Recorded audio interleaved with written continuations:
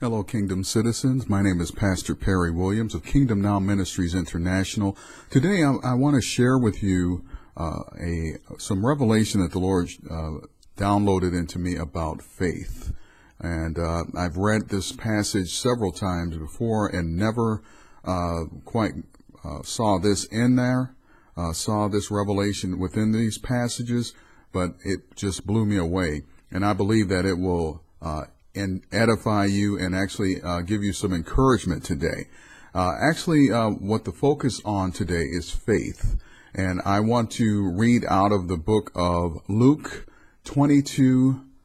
It's the 22nd chapter and the 31st through the 34th verse. And it says, "And the Lord said, Simon, Simon, behold, Satan hath desired to sift you as wheat, but I have prayed for thee, that thy faith fail not. And when thou art converted, strengthen thy brethren.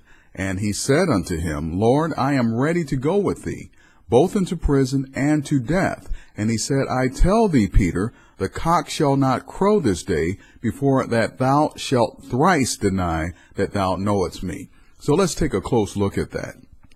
And the reason, and actually the way that I was able to get some understanding from this was to read it very slowly and focus on what is being said and the meaning behind it. Okay? So, what really helped me was to go to another translation, which is the Amplified, and really break down what the Lord was saying and how Simon Peter was responding. He says in the Amplified, "Simon, Simon Peter, listen. Satan has asked excessively that all of you be given up to him out of power in keeping of God, that he might sift all of you like grain. But I have prayed especially for you, Peter, that your own faith may not fail, and when you yourself have turned again, strengthen the brethren." I want to stop there. So basically, let's look at it this way. When the Lord said, "Behold," he meant look. And what was Peter looking at, or what was he supposed to see in this important message? What really caught my attention when Jesus or the Lord, or if you read in the Bible, when the Lord uses a word twice, he really is emphasizing it. He's really trying to make a point. So when the Lord says, "Simon, Simon, look," it's something extremely important, okay? And then he says, "Satan hath desired to sift you as wheat." Now keep in mind, before Satan attempts to persecute or to steal, kill, and destroy, which is his motivation, he must go to the Lord, because he does not have carte blanche. He does not have authorization to persecute or to abuse any of the believers or any of human existence until he consults with the Lord. And we see that in the book of Job, where he had to go to the Lord and ask of Job. Well, basically what Jesus was doing is giving Peter not just some revelation, he's giving him not only a warning, but he's giving him a prophetic word. He is telling him that Satan desires to sift you as wheat. Now, the way I used to look at this passage was when it says, "But I have prayed for thee that thy faith fail not." I always looked at it in a way where Jesus was telling him, "I'm not coming in like Superman to rescue you because Satan is sharpening up his claws or his clutches to take you out or to alter you."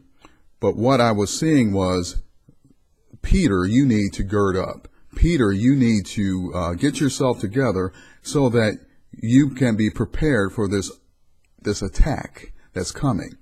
See, there are many times where the Lord has given us instruction. He's given us warning, and we have kind of cast it to the wayside. But what he wants us to do is to listen to his word and listen very closely and not move on emotion. And before I kind of get ahead of myself talking about emotion, that's also a part of this passage. But then again, let's go back to the passage. "Satan hath desired to sift you as wheat." So once again, Jesus has told Peter ahead of time that the enemy is coming. He's coming full throttle, because sifting as wheat is a process that is very aggressive, very aggressive. So what Satan is planning to do is to take Peter completely off his square. That is what Satan desires to do. Now, Jesus didn't say that he's coming and he's going to be successful, but he's stating that that's what his desire is. So anyway, moving forward, but I have prayed for thee. That's what Jesus is saying, that thy faith fail not. That's important, because the focus once again is faith, that you should be believing upon not just me, but let's see what he needs to believe on. And he says, and when thou art converted, strengthen thy brethren. That's the key. Jesus was not only forewarning Peter, but he also was giving him his assignment. When thou art converted, on the day of Pentecost, what is to take place, you are the one who is designated to strengthen the brethren.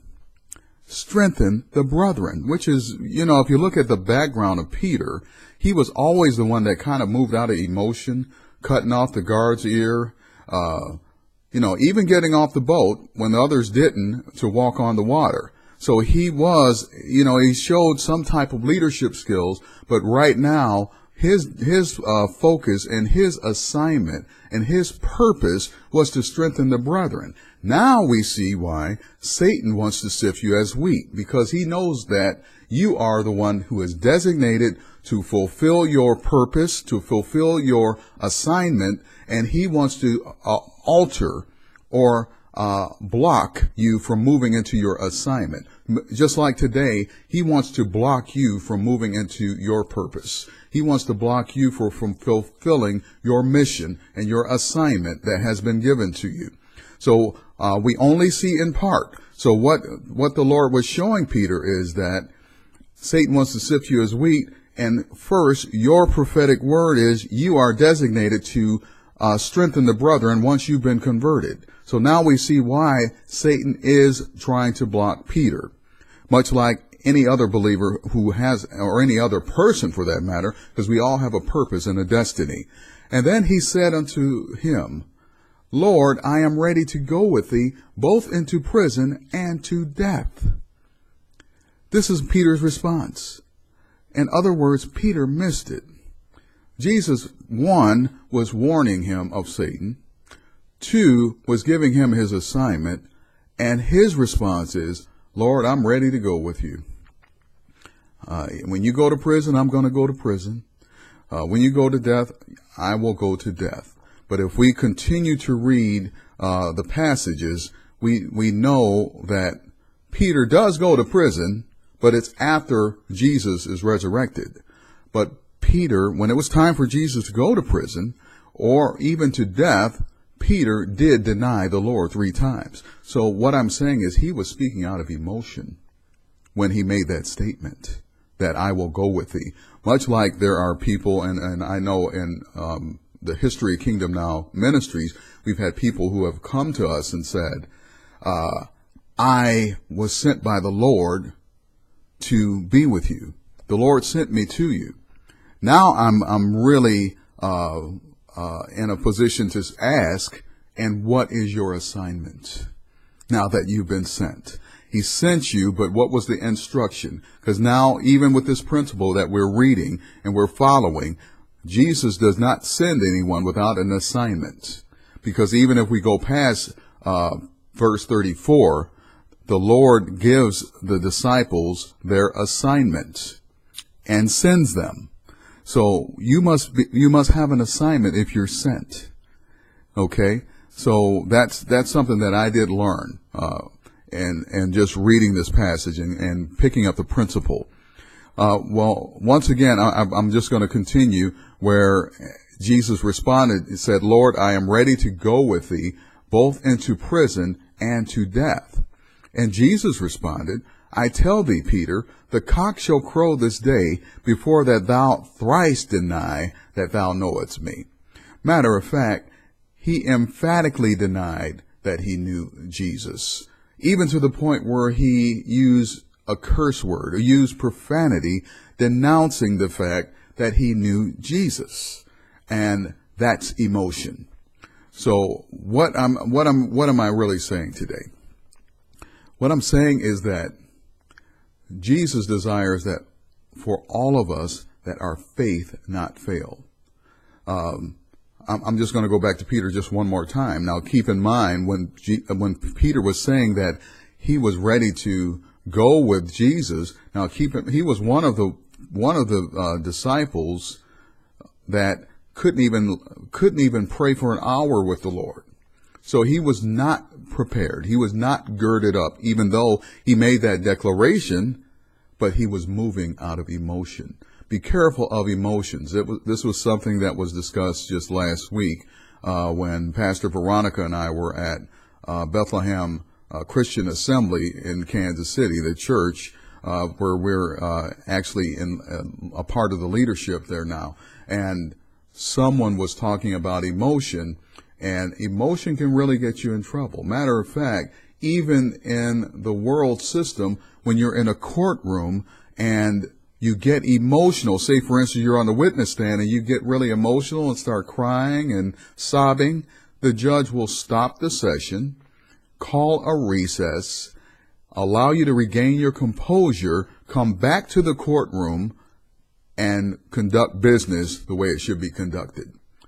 And the Lord is that way too. I mean, not saying that he's not emotional, but when it comes to the things of God, weeping and sobbing really doesn't get anything done.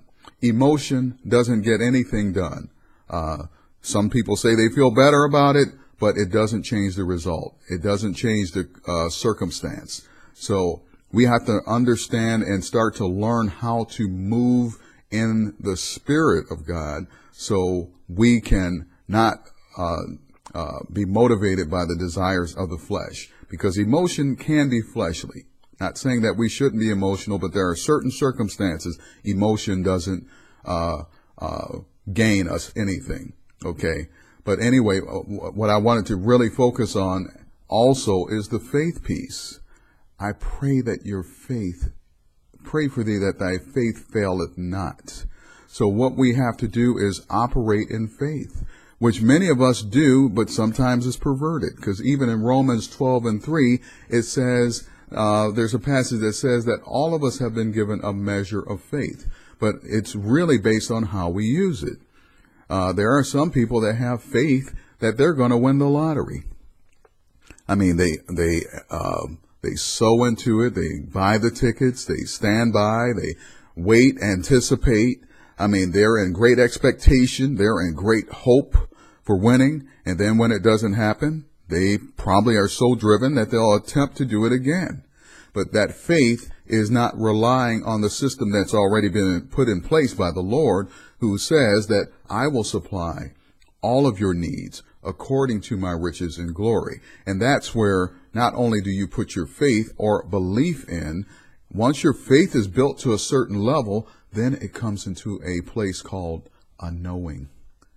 I know that this is going to happen. There are several passages in the Word that talks about the knowing. It even goes back to the 3 Hebrew men who were about to, before they went into the fiery furnace, one of them said, I know that my Lord can rescue us. And I'm just kind of paraphrasing it. I'm not saying it verbatim, but essentially he's saying, I know that the Lord can save us. So that was a faith builder. Actually, I believe it had to be more than faith when you make that statement, because of the circumstance, the extreme circumstance of going into a fiery furnace, which had a history of just burning people to cinders. And but then the faith of these young men had to be at such a high level to even just walk in, and then the end result was, of course, that they were not even burned. Matter of fact, they didn't even smell like smoke. So those situations, I know they happened back in the day in history, but they still happen today. There are still miracles. There are still signs and wonders that take place, that the Lord is rewarding his people for their valiance, for their faith, for their belief in Him, their trust in Him. So that encouraging word I have for you today, and take it, run with it, meditate upon it. Once again, is coming out of the book of Luke, 22nd chapter, 31st through 34th verse, and I'm also including Romans 12:3. Hope that does build you up today. God bless you in the name of Jesus. And I also want to let you know, if you want to write back, if you want to respond, this message is on Facebook. It is on Twitter. You can contact us, Kingdom Now Ministries International. My name is Pastor Perry Williams. My phone number is 816-616-0004. And if you want to mail and correspondence, our mailing address is P.O. Box 320722, Kansas City, Missouri 64132. Okay. And also you can send me an email if possible at pastor@thekingdomishere.com. pastor@thekingdomishere.com. God bless you. Have a wonderful day.